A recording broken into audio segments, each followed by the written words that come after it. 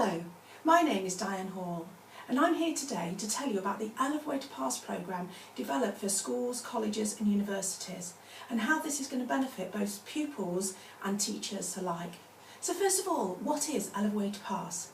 Well, in a nutshell, it's a broad range of client-centred, relevant and really valuable techniques that have been specifically designed to eliminate the negative emotions that inhibit the learning process and, more importantly, to replace with positive emotions. Now, the system is so effective that I've trained hundreds of Way to Pass accredited driving instructors throughout the UK using these techniques, and they're using them effectively now to banish driving test nerves for their pupils coming up for their driving tests. The unique Way to Pass programme for schools benefits both staff and students. Now, this is going to enable you to perform under pressure. Now, that could be Ofsted inspections or classroom observations for staff, or that dreaded exam pressure for students. So the question is there a link between emotions and performance? Is there any such thing as performance anxiety? Or do all of your pupils take their exams feeling calm, confident and in control? I'm sure they don't. What about yourselves as teachers?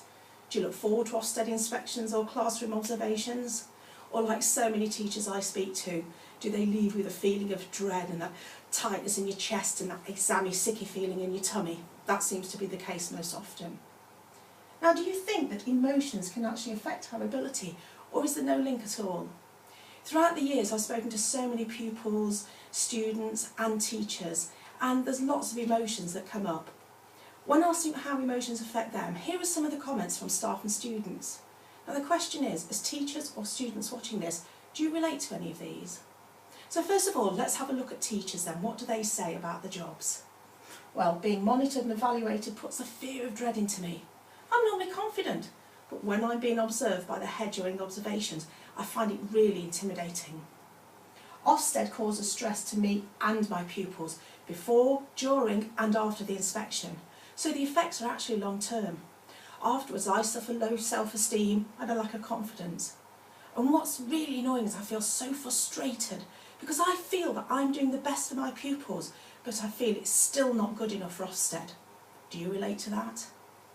And surprisingly, it's just as stressful and frustrating when you expect to be monitored and then it doesn't happen. It's like an emotional roller coaster. You get all those pent-up emotions, the adrenaline running, the endorphins leaping all over the place. You get ready to perform and then just the letdown of nothing because the monitoring hasn't taken place. Let's have a look at a few more comments from teachers. This one's a bit sad, really. I feel so sorry for the pupils that have great ability, but then they just go to pieces when it comes to the exams. I feel guilty because I can't do more to help them. Wouldn't it be nice as a result of the Way to Pass programme if you could help these students? It's not just Ofsted and classroom observations, but stress throughout the year to get pupils to the point of reaching what the government are after. And the general pressure of the job. We feel like it's exam pressure all of the time because we're being checked every term. So that's the teachers. What do students say about their emotions and how it affects them? Well, a typical one, hard enough being a teenager without the added stress of you having to get good grades and then the guilt or the embarrassment if you don't. This one makes me laugh every time because I'm sure I'm nearly 50 now and I said this to my parents, I'm sure you said it to yours. I don't think my parents have any idea of the stress I'm under. It wasn't like that in their day. Isn't it amazing how things don't change? Now, this again is quite sad. I wish I could be as confident as my classmates. I always feel I'm not as good as them. My teacher says I'm just as intelligent as anyone in my class, but I feel embarrassed asking or answering questions because I feel everyone's judging me. So, is there an emotional or a common emotional thread running through all of these? One emotion that comes up so often but has lots of different names: nerves, panic, anxiety, stress, fear, trauma. All of those are basically the same emotion. That feeling of redness in the face, the tightness in the throat and restriction in the chest, the can't breathe, that is so common for students and teachers alike. Frustration and anger, intimidation and embarrassment, guilt and then the fear of failure, low self-esteem and lack of confidence, and I see this so often with the younger teaching staff and also pupils in the teenage years. They're so lacking in self-esteem and confidence. Do you know what the UK's biggest fear is?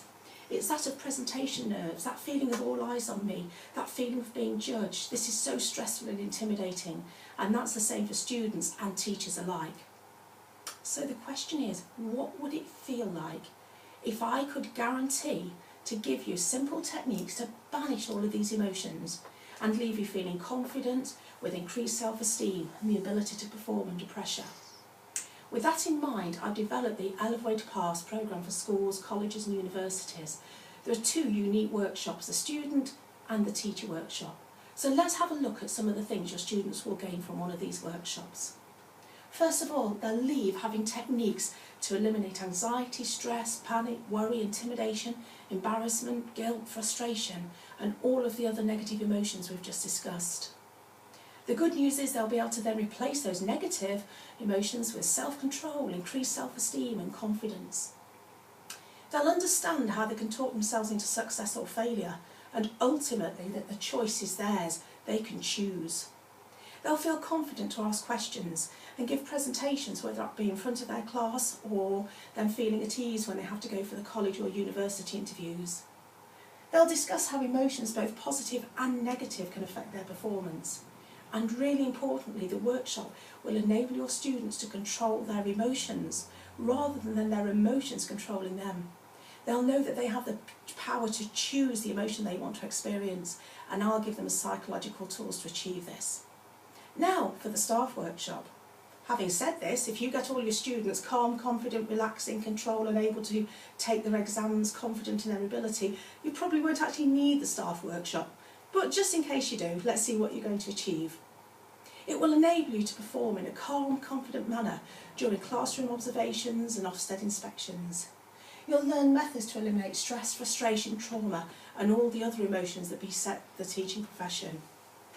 Really importantly, you'll be able to help your dyslexic and dyspraxic pupils overcome the negative emotions such as anxiety, embarrassment, intimidation, frustration. Over the last 8 or 10 years, I've done a lot of work with dyslexic pupils, and not to mention the sequencing issues, the reading and writing, the short-term memory, all of the physical manifestations. The big problems seem to be the emotional issues attached to them. I can help with all of these. You'll understand the importance of the confidence and competence balance and how to achieve it for both yourself and your students. Now, something that comes up so frequently is your G&T, your gifted and talented pupils. It seems that they can hold it all together, they're blessed with good intelligence, but for a lot of these pupils they find it very stressful because of the increased pressure that they're put under, whether that be self-induced pressure or the pressure from parents and teaching staff. So I'll give you methods to help those pupils. Now, both of these workshops achieve all of these outcomes by using a range of proven psychological techniques. Hopefully you're going to find the workshops informative, enlightening, thought-provoking, but above all fun, and giving yourself and your students techniques that you can use not just in school but throughout your life. So if you want to get in touch and find out more, you can visit the website, which is elevatopass.com. You can also email me or ring me. The telephone number is Diane Hall on 07930 697 406. You can visit the website, which is elevatopass@gmail.com, or email me on that address. If you're really sceptical about this, because I have made a lot of bold claims, if you want to find out how effective these techniques really are, check out the testimonials on the Elevate to Pass website, or have a look at the many 5-star reviews of the Elevate to Pass book on Amazon. This was published in November 2008 and has gone on to help countless number of learner drivers pass the test stress-free and in fewer repetitive lessons. And all of those techniques are the ones that you're going to learn on this workshop. I really look forward to meeting you and working with yourself and your students. Thank you very much.